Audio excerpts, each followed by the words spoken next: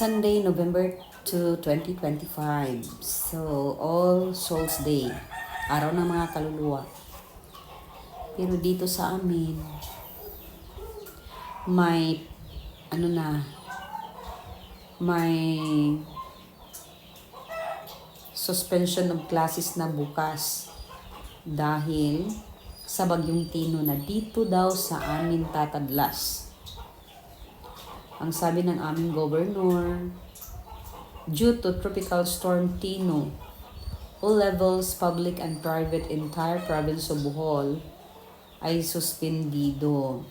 Kaya, kahit suspendido, tatapusin ko muna ang grado ng aking mga estudyante at pagkatapos, gagawa naman ako ng module para sa kanila.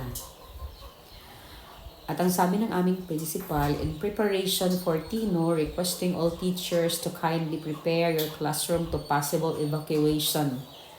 Keep all valuable things and secure all your printers, laptops, IMs, and others.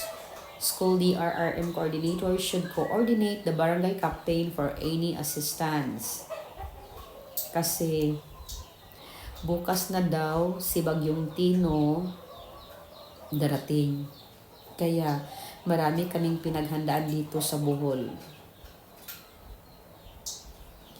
At sana ipag-pray lang natin na kung sakaling dito man si Tino, dito si Tino maglandfall sa amin, sana doon lang ang hangin sa itaas at kung meron mang ulan, sana pa rin hindi masyado.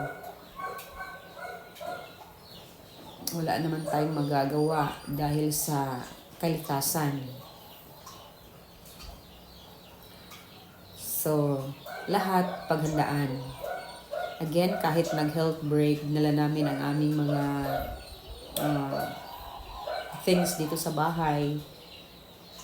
At yung hindi ko pa natapos itong grades, natapos ko lang ay 3 pa. So, tatapusin ko ang 6 na section ngayon para gagawa naman ako ng module para sa aking mga estudyante. Mahirap talaga. Pag modular ang klase, mahirap pa rin talaga. Kung sakaling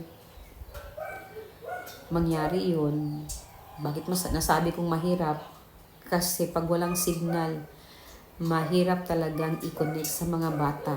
Lalong-lalo na yung mga bata namin may taga-island, may sa bukid. Kaya, pray na lang tayo na sana hindi mag-landfall o sana si Tino ay mailihis. Trust God. Trust Him. Prayer. Yun lang ang ating magagawa.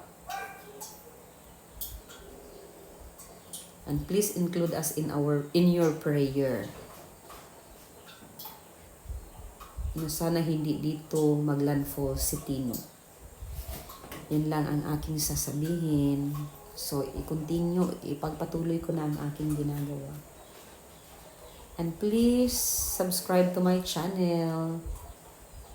Thank you for watching. Bye.